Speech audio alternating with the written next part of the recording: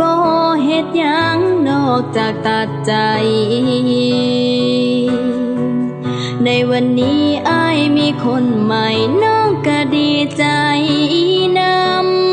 ำก็ให้อ้ายหักเขาสำนางนี่หักอ้ายหักเขาหลายๆดูแลเขาให้ดีๆน้องสิยอมเป็นคนที่เสียใจแล้วให้อ้ายไปหากันกับเขาเจ็บสำใดน้องสิทนเอาสิบ่ปากบ่เว้ายอมปล่อยเจ้าไปกะบ่แม่นนางฟ้าบ่ได้งามปานใดความสวยก็มีบ่หลายพอให้อ้ายสนบ่คือเขาคนนั้นต่างกับน้องเหลือล้นอ้ายก็เลยไปสนไปสะอ่อนเขาแทนน้องต้องกลายเป็นแค่แฟนเก่าส่วนตัวเขาได้เป็นแฟนใหม่ที่น้องยอมปล่อยให้อ้ายไปบ่แม่นว่าน้องบ่เสียใจแค่บ่อยากยื้อรั้งเอาไว้ยอมให้อ้ายหาเขา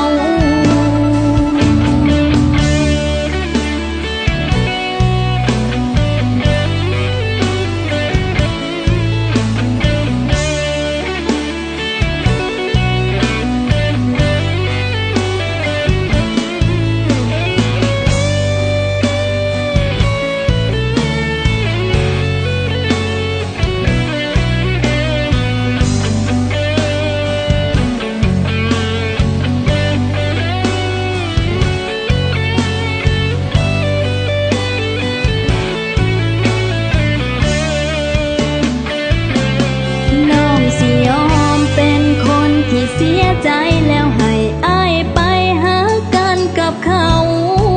เจ็บสำใดน้องสิทนเอาสิบ่ปากบ่เว้ายอมปล่อยเจ้าไปกะบ่แม่นนางฟ้าบ่ได้งามปานใดความสวยก็มีบ่หลายพอให้อ้ายสนบ่คือเขาคนนั้นต่างกับน้องเหลือล้นอ้ายก็เลยไปสนไปสะอ่อนเขาแทน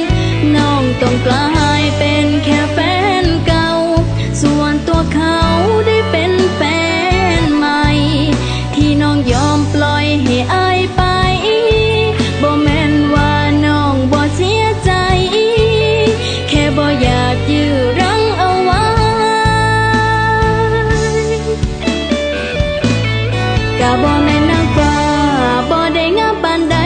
ความสวยก็มีบ่หลายพอให้อ้ายสนบ่คือเขาคนนั้นต่างกับน้องเหลือล้นอ้ายก็เลยไปสนไปสะอ่อนเขาแทนน้องต้องกลายเป็นแค่แฟนเก่า